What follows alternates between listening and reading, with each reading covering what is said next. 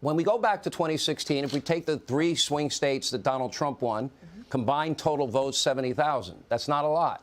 If you look at 2020 and you look at Arizona, Georgia, Wisconsin, you're talking about 43,000 votes, Kellyanne. So when I look at the polls in Georgia and I look at the polls in New Hampshire and Pennsylvania and Nevada and Arizona, although a poll has Blake Masters up by 3 today, and I look at those polls, am I wrong in believing that probably every one of those races or the power in the Senate will be determined by tens of thousands of votes and not hundreds of thousands? Yes, Sean, you're right. That's the way our elections have been going, and that's why these are called swing states. They literally sit on the razor's edge, and it depends obviously on turnout, but it also depends on motivation and what I call investing in the non-sexy part of politics. Okay, everybody sees the ads, they see the rallies, the campaign, the candidate direct appeals, the TV interviews. What they don't see is who's investing in data and digital. How many volunteers do you have? How many voter contacts have you made?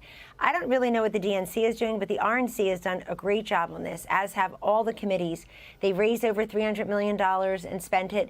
They have over 100 million voter contacts. Think about that. You're calling voters, and you're the party talking about inflation, crime, education, immigration, border security, national security, financial security, physical security in your communities. They have over 1 million volunteers. And you see that all of these candidates have been very well resourced. And I think what's happened late in the game, people like Mark Kelly and the woman in Nevada with 3 names and no accomplishments, and Fetterman, and certainly Warnock, who had no big national Democratic stars. He had John Ossoff, the other senator there. These guys didn't go down. I don't know if they've given up on Warnock, but nobody really went there for him lately. They probably didn't want to be near Stacey Abrams. She's about to be a two-time biggest loser. But this is important because all the candidates I just mentioned, the Democrats, they haven't been anywhere near 50% in the polls in a long time. That's bad for the party in power. So when you see those narrow margins, everybody's vote counts. But even in 2020 at the House level, there were 27 toss-ups. Republicans won all or most of them. In 2018, there were a number of races, not about 17 races not called on election night in the House, Sean, because they were so close. Democrats ended up winning most of those.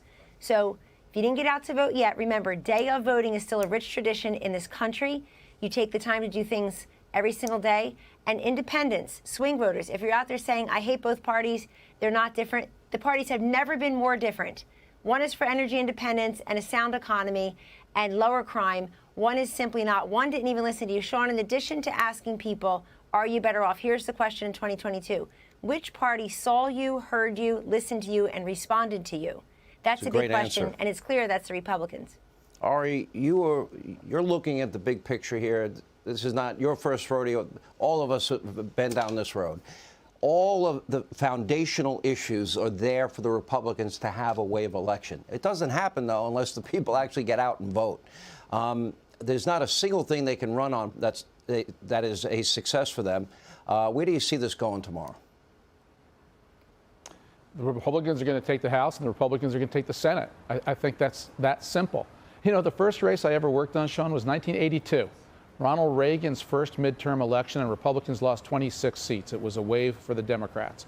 A president's first midterm is always tough on the president, with one exception in the last 60 years, and that was George W. Bush, who, because of September 11th and his great popularity at that time, he won seats, the Republicans did, in the House and the Senate. This year for Joe Biden, the man has a 42% job approval. That's abysmally low. The nation, by 70%, thinks we're on the wrong track, and the economy is terrible. Marry that to a first-term election, it's the kiss of death for the party in power. Republicans are going to take the House, Sean. I think they'll end up with about 230 seats. And I think Republicans in the Senate, I predicted to you last week, a 25% chance that Republicans would have a sweep, meaning 56 seats. I think it's up to about a 33% chance now. It's been a good week since last week for Republican. The trend continues. So Republicans will take the Senate probably with 53 or 54 seats. But I can see a 33% chance of Republicans ending up with 56 seats.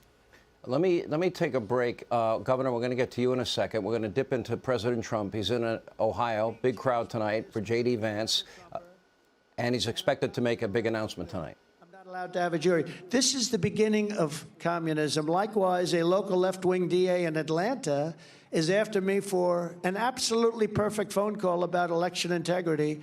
Even while Atlanta has among the highest murder rates per capita of any city in the country, they actually are higher than per capita, worse than Chicago, which is a disaster. And all of these local Democrat-run cases are being directed by Washington, D.C. It's part of the witch hunt. I've gone on the largest witch hunt in history. I have gone through the largest witch hunt in the history of our country, and it's a disgrace. And, you know, a friend of mine, very smart guy, came up to me. He said, you've been going through this for 6.5 years. You have to be the most honest person. It's true. Can you imagine? 11 million pages of documents they've examined, and they got nothing. They have one person that they're torturing. Think of this, about a company-owned car, didn't pay tax on a company-owned car, didn't pay tax on a company-owned apartment. They're called fringe benefits. Didn't report that I paid the education for his grandchildren. A very good man, 75 years old. They're torturing him because they want him to say anything bad about Trump. Say something bad. They put him in handcuffs. A friend of mine owns a big accounting firm. He said, there's never been a case like this before. They have persecuted this man in order for him to say something. And then ultimately they offer him a deal. You go to jail for a couple of weeks or a couple of months, or you go to jail for many years. He said, I have to say, this is what, think of what they did. Anybody out here would probably take a deal like that. I wouldn't, I'll be honest, I wouldn't. But they torture. And this is what they used to do and do currently in communist countries. And that's where we're going. That's where we're going. Think of it.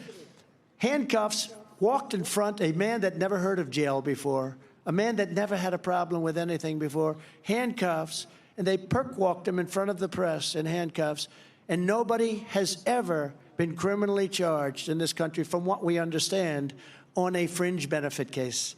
A company-owned car, think of that, didn't pay tax on a company-owned car, a company-owned apartment, and they say that very few people do. How many people, I wonder, how many people here have a company-owned car? Anybody have a company? Do you pay tax, sir? You know what? Cover your face, please. Do you pay tax? Uncle Sam, do you have a company-owned car, please? I guarantee even Uncle Sam probably doesn't pay tax, you know. But it's a shame. It's a shame. When I see what's going on, it's a shame. Our country is really going to hell. We have a weaponized Department of Justice and a weaponized FBI, including, of course, the raid of Mar-a-Lago in the document hoax case, totally violating my Fourth Amendment rights. And no president has ever been treated this way. Clinton, you know, the sock case, he had things in his socks. Nothing happened to him except a great verdict. He's got a great verdict. We go by that verdict, the socks verdict. But no, he had it in his socks. You know that, right? And others took many, many documents. They take them out of the White House. They took documents. I'm the only one that can't take anything.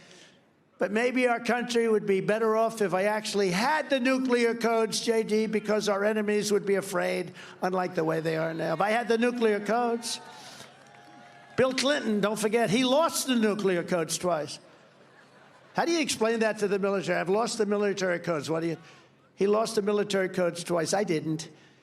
They're coming after me because I'm fighting for you. That's all it is. And if I wasn't leading in all these polls, I don't know, if you find those poll numbers, you could put them up. If you find them back there, you geniuses that do this stuff, put them up. Let me know when they're up. We'll talk about them. But we have poll numbers that are through the roof, and so do Republicans. This is going to be a wave. I think this is going to be a very big wave. I hope so. Starting right here. The radical left. All right, that's President Trump. He is in the state of Ohio tonight, the Buckeye State.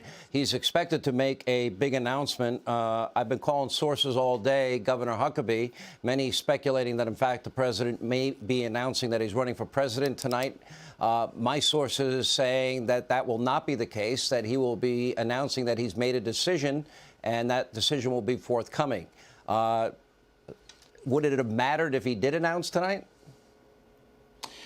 Well, I think it probably is better if he holds off for a little while for two reasons.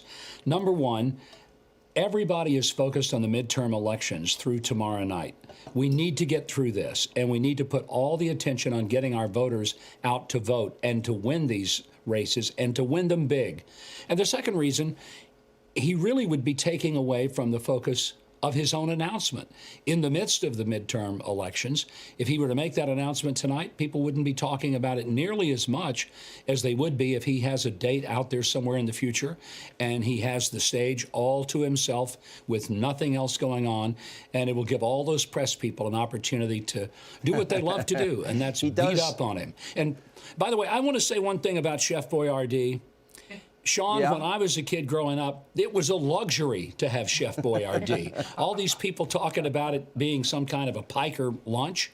Heck, man, I would be thrilled to have Chef Boyardee when I was a kid. Governor, if you like, I'll send you a case. Listen, I liked it as a kid, too, and I like SpaghettiOs also, but I couldn't get there with my dad, who liked corned beef hash and Dinty Moore's beef stew.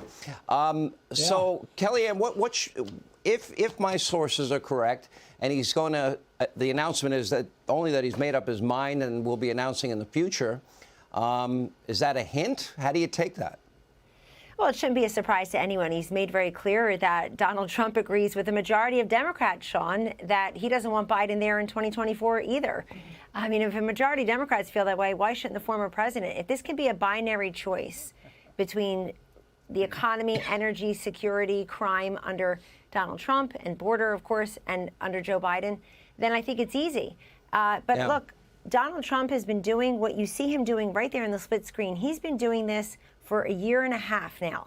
He endorsed candidates. He wrote checks to them. His MAGA Inc. has spent millions and millions of dollars in 5 states recently, especially. He has showed up, stood up, spoken up, and put up for these candidates. Contrast this with the current president, who can't stand at the podium by himself in a swing state. He was in Maryland today, not a swing state. He was in Union Station the other day, not a swing state. In fact, it's a train station. And the president went there to give some rousing speech. He was in New York. He was in California. So, look, I think that a number of people deserve a lot of credit for this going the Republicans' way. But that includes Donald Trump. He's going to have a lot of good to say tomorrow about the candidates he endorsed, the way he did the teletown halls for them, et cetera. And the issue set, the America First issue set, is on the ballot. Ari, we'll give you the last word, and then we'll have to inform Governor Huckabee that he will no longer be the best governor in Arkansas history. But Ari, what's your take about the president basically saying, not announcing, but saying that he's made up his mind? Yeah, he's a wonderful teaser, isn't he? I mean, he really does know how to get the focus on him.